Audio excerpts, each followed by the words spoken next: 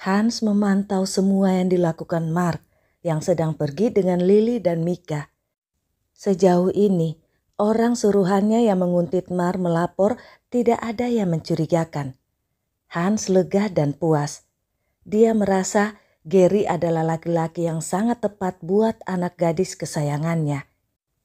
Gary yang pekerja keras dan pintar menghasilkan uang, juga jujur dan tampan. Apalagi yang kurang? Putrinya pasti akan sangat bahagia, apalagi putrinya itu mencintai Gary, bukan karena paksaannya. Hans tersenyum, merasa dia boleh bersantai sekarang. Dengan adanya Gary dan uang yang dihasilkan calon menantunya itu, Hans tak takut akan kekurangan uang lagi. Dia tak perlu merasa miskin dan tak dianggap seperti dulu. Setelah putrinya menikah nanti, dia juga ingin menikmati hidup dengan santai dan bersenang-senang seorang diri. My dearisti, notice ini ya. Hans ingin bersantai dan bersenang-senang seorang diri. Bukankah dia akan menikah dengan Mika? Kalau dia ingin bersenang-senang seorang diri, lalu bagaimana dengan Mika? Di sisi lain, Pedro merasa bingung dengan situasi yang dia hadapi. Situasi yang baru dia ketahui.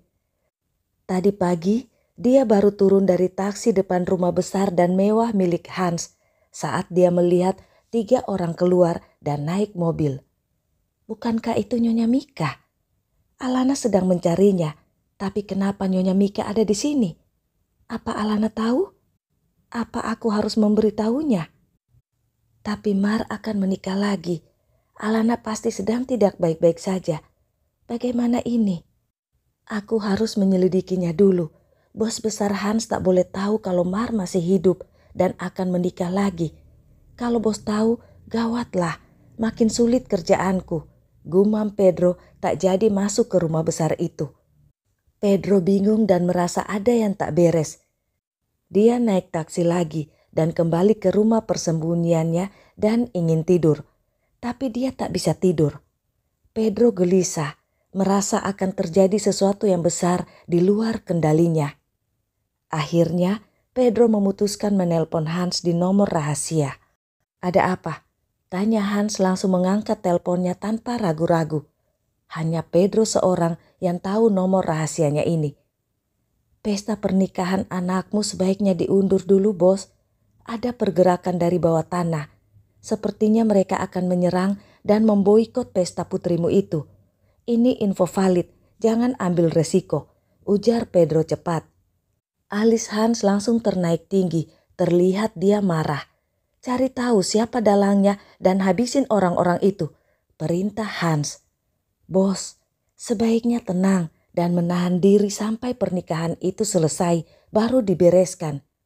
Kalau dibereskan sekarang, pasti tetap ada yang akan mengacau saat pesta nanti.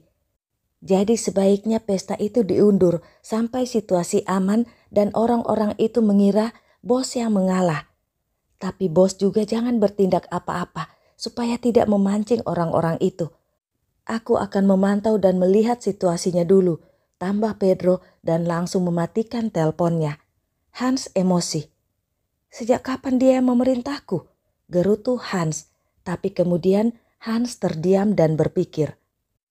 Saat Mar, Mika dan Lily pulang dan masuk ruang makan, Hans langsung memanggil Mar dan Lily untuk bicara. Mika juga diminta untuk ikut duduk. Lily cemberut tak mau pernikahannya ditunda, tapi dia tak bisa berbuat apa-apa untuk membantah ayahnya.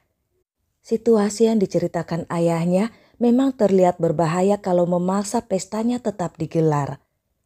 Mika ikut membujuk Lily dengan memeluknya sambil melirik Mar yang hanya duduk diam dan berpikir.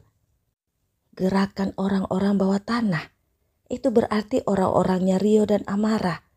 Ada urusan apa mereka dengan Hans? Siapa informan Hans yang bisa mendapat informasi itu? Batin Mar menatap Lily dengan mimik sesedih mungkin, seolah dia juga sedih dengan penundaan pesta itu. Saat makan malam, Lily tak terlihat. Om, aku izin ke kamar Lily ya. Dia harus dibujuk supaya makan. Kalau tidak dibujuk, bisa berhari-hari dia diam di kamar. Lambungnya bisa kambuh lagi. Tuh anak kebiasaan sekali ngambek begitu, ujar Mar melap tangannya dan menuju kamar Lily. Hans dan Mika menatap punggung Mar. Kau hebat memilih menantumu. Gary anak yang baik. Apa kau tak mencari tahu tentang keluarganya? Tanya Mika. Hans menggeleng. Kau pikir aku tak menyelidikinya? Tapi tak ada info apapun tentang dia. Sebelumnya, dia karyawan yang baru 2 bulan bekerja di salah satu pabrikku. Saat itu aku baru menjemput Lily di bandara dan langsung ke pabrik karena ada keadaan darurat di sana. Sebagian buruh dan karyawan pabrik demo dan merusak properti. Juga mereka bertarung satu sama lain. Aku lihat Gary yang berusaha menolong sesama pekerja pabrik sekalipun nyawanya terancam. Dia juga orang yang menolong Lily yang dijadikan sandra beberapa orang buruh yang demo saat itu. Aku simpati dengan tindakannya itu dan ternyata dia pernah jadi manajer tapi difitnah sampai dia tak punya peluang lagi selain kerja kasar. Aku mengujinya dan dia lolos, bahkan Lily sudah menyukai pria itu. Jadi aku merekrutnya jadi pegawai pribadiku. Cerita Hans seolah dialah dewa penolong bagi Gary alias Mark. Ternyata kau sangat baik hati, puji Mika mengelus lembut jemari Hans. Hans tersenyum bangga. Aku akan melihat mereka, kata Mika berdiri tapi langsung dicegah Hans. Biarkan, jangan mengganggu mereka. Si Gary itu, dia terlalu penakut pada wanita. Aku ingin lihat apa dia akan menyentuh Lily atau tidak. Ini pertama kali dia ke kamar Lily, kata Hans tersenyum licik. Aku takkan melepasmu, Gary. Jadi kalau cara ini bisa menjebakmu, apa boleh buat? Akan kulakukan segala cara, tambah Hans dalam hati. Dia lalu memanggil pelayan pribadinya dan meminta pelayan itu membuatkan minuman segar untuk Mark dan Lily. Dan meminta pelayan itu mengantarkannya ke kamar Lily. Pelayan itu mengerti kode kerlingan dari bosnya. Dia pun langsung melakukan perintah bosnya itu. Hans tersenyum samar. Mika pura-pura tak melihat apa-apa, tapi hatinya cemas. Minuman itu pasti akan diberi obat. Kalau Mark dan Lily meminum minuman itu dan melakukan seperti keinginan Hans, Mark takkan bisa lolos lagi. Batin Mika menahan emosinya.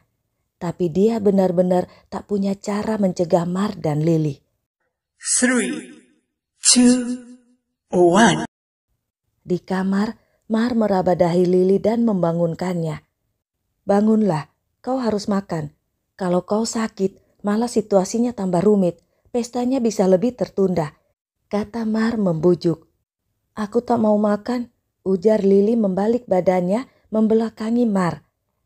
Mark menarik napas. Baiklah, kalau begitu teruslah merajuk. Aku tak suka gadis manja yang suka merajuk. Jadi aku tak mau menikahimu, tegas Mark yang mampu membuat Lily langsung terlonjak dan duduk di tempat tidur. Kau, aku akan bilang papa. Lily marah. Bilang saja, kau pikir aku tak bisa pergi meninggalkanmu dan meninggalkan rumah ini? Aku bisa kapan saja, jadi terserah kau, sambung Mark datar dan dingin. Kau? Lily sudah mau menangis. Sebaiknya kau dengarkan aku, ada yang harus kukatakan padamu. Ini rahasiaku. Sebenarnya aku sudah menikah dan punya anak. Aku sama sekali tak berniat membohongimu, tapi sudah terlanjur terjebak. Sebenarnya tujuanku adalah ayahmu, bukan dirimu. Aku menyelidiki ayahmu. Mungkin dia pembunuh orang tua kandungku dan merampas kekayaan keluargaku, ujar Mark menatap Lily. Lily terbelalak. Kau, maksudmu? Kau sudah punya istri? Lily tergagap bingung. Mark meraih tangan Lily yang langsung berontak dan berteriak. Kau berteriak juga tak akan merubah kenyataan yang ada. Jadi tenanglah, kita cari jalan keluarnya, kata Mark langsung memeluk Lily dengan kuat supaya tenang dan suara teriakannya tak terdengar ke ruang makan. Kau bohong, bilang saja kalau kau tak berniat menikahiku. Kau hanya cari alasan kan? Kau tak menyukaiku, kau menganggapku jelek, kau... Mark langsung membekap mulut Lily dengan dadanya sampai Lily susah bernapas. Sudah kubilang aku bisa pergi kapan saja tanpa peduli padamu. Jadi untuk apa aku membohongimu dan menjelaskan padamu sekarang? Pikirkanlah, kau manja, tapi kau bukan gadis bodoh. Tegas Mar masih menahan kepala Lily supaya tetap di dadanya. Akhirnya Lily mengangguk karena napasnya sudah tersengal-sengal tertutup dada Mar. Kau tenanglah, jangan berteriak apalagi berontak. Aku takkan meninggalkanmu, tapi kau harus membantuku, paham? Tanya Mar menatap Lily yang tak bisa berontak lagi dengan kepalanya dipegang dua tangan kokoh Mar. Lily hanya bisa mengangguk. Rencana apa? Tanya Lily lirih. Dengarkan aku baik-baik, ujar Mark. Nah, rencana Mark kita dengarkan di next part ya. Bye-bye my dearisti. Muah.